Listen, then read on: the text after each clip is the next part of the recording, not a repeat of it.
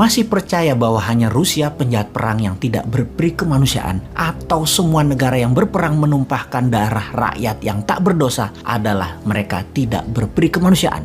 Rusia sejak bubar Soviet menginvasi Georgia, Chechnya, Crimea, dan terakhir saat ini adalah wilayah Donbas. Apakah jadi ambil 100% Ukraina? Kita lihat saja nanti. Namun dibanding Amerika, dalam kurun waktu 75 tahun selepas Perang Dunia Kedua, lebih 80 negara diinvasi oleh Amerika. Hingga saat ini masih banyak yang mereka invasi. Dengan data selama hampir 70 hari perang di Ukraina, pengamat militer makin percaya bahwa Amerika pasti masuk secara terang-terangan ke Ukraina perang melawan Rusia karena hegemoni dolar tertantang rubel dan emasnya Rusia. Untuk membuktikan analisa pengamat militer tersebut, kita kembali ke tahun 1971. Di tahun 1971 adalah tahun bersejarah dunia bagi ekonomi dunia. Salah satunya mungkin kita di Indonesia bisa mengingatkan catatan ekonomi di tahun tersebut, di mana $1 kurang lebih nilainya adalah Rp375 dan 50 tahun kemudian atau nilai dolar saat ini sekitar 14.500-an atau melemah 3.800%. Benar gitu ya, melemah 38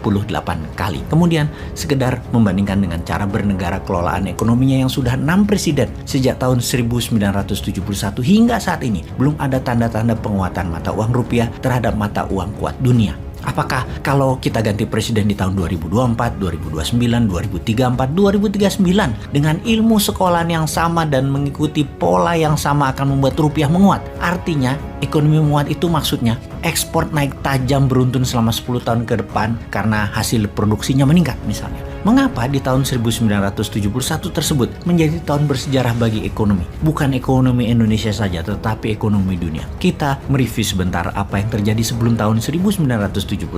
Tarik mundur sekitar 20 tahunan sebelumnya, sekitar awal tahun 50-an, pasca Perang Dunia Kedua. Ekonomi di sektor masyarakat terdiri dari 3 strata ekonomi. Di puncak piramid, seperti business owner besar, para kapitalis, middle class ekonomi, misalnya para manajer, para direktur, profesional, dan UKMers. Dan yang terakhir di dasar piramid seperti kaum buruh, kaum petani, kaum nelayan. Itu ternyata punya kesamaan pola tumbuh.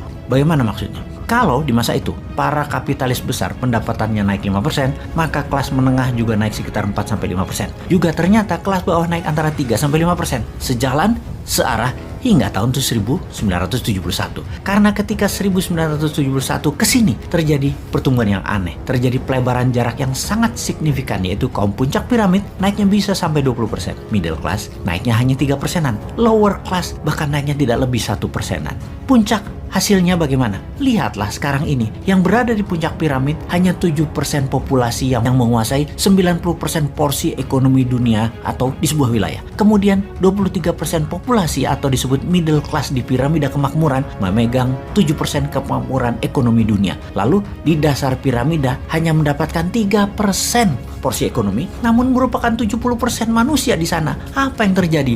Mengapa terjadi? Sebelum kita membahasnya, kita ingatkan, ternyata secara bernegara, sejak tahun 1971 pun demikian. Negara besar menguasai 90% ekonomi dunia, negara menengah atau negara pasar hanya menguasai 7% ekonomi dunia, negara miskin yang biasanya merupakan negara penghasil bahan baku hanya mendapatkan 3% world wealth atau porsi ekonomi dunianya. Sekali lagi kita bertanya, apa yang terjadi? Apakah kita di kampus ekonomi selama 50 tahun terakhir tidak pernah mengajarkan hal ini? Apakah ilmu mereka di kampus jangan-jangan hanya membuat pinter dalam wacana berpikir saja, namun ilmu tersebut memang didesain bukan membuat kemakmuran yang nyata? Buktinya, di Indonesia sejak tahun 1971, Indonesia hingga saat ini masih berada di negara menengah dengan terakhir di $4.200 GDP per kapitanya. Selama 50 tahun, kita menjadi negara tengah terus. Bahkan kalau dilihat sejak 8 tahun terakhir, hanya naik 14% atau 2% per tahunnya pertumbuhan GDP per kapita Indonesia tersebut. Apakah salah ilmu ekonominya? Atau memang ya harus begini? Ini semua sudah di jalan yang benar. Kapan kita menjadi negara makmur dengan GDP per kapita di atas 12.000 atau naik 3 kali lipat dari sekarang? Atau dengan kecepatan 2% per tahun, ya 50 tahun lagi GDP per kapitanya 12.000. Apakah itu semua yang paling benar? Ada apa ini semua? Kita membahas lebih dalam. Ada 2 peristiwa besar sejak tahun 1971. Kita bahas yang pertama, di mana sejak tahun 1971 household atau biaya rumah tangga ternyata naik meningkat, terutama pinjaman keuangannya. Bisa untuk mortgage loan, bisa untuk kebutuhan harian, bisa pinjaman pribadi, atau personal kredit dari kartu kredit. Sebelum tahun 1971, rata-rata pinjaman untuk membangun rumah atau housing loan 10 tahun saja sudah lunas dan dimiliki 100%. Namun sejak 1971 menjadi 15 tahun, 20 tahun, bahkan sekarang ini 35 tahun belum juga lunas untuk dimiliki. Dan itu terjadi di kaum dasar piramid. Seumur hidup mereka jadi budak uang. Diperkenalkannya personal kredit konsumtif meningkatkan daya beli produk, benar,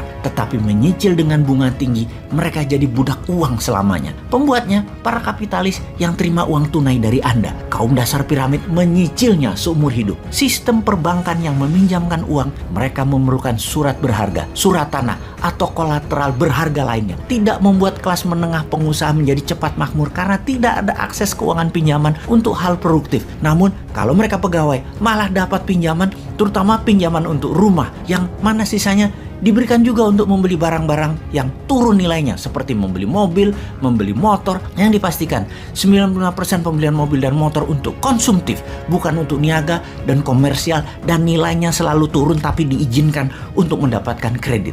Inilah yang menyebabkan kelas menengah naiknya sedikit, kelas bawah hampir tidak naik-naik dan membuat mereka seumur hidup jadi budak uang. Sementara kaum kapitalis dapat pinjaman produktif, para banker dapat bunga biaya uang. Dalam 50 tahun, ternyata melebar jurang kekayaan dan kemiskinan itu. Itu pun terjadi di negara-negara yang hidupnya menggunakan hutangan pinjaman bukan untuk membangun hal yang produktif. Pendapatan negara-negara tersebut yang meminjam uang tersebut hanya ada dua jadinya.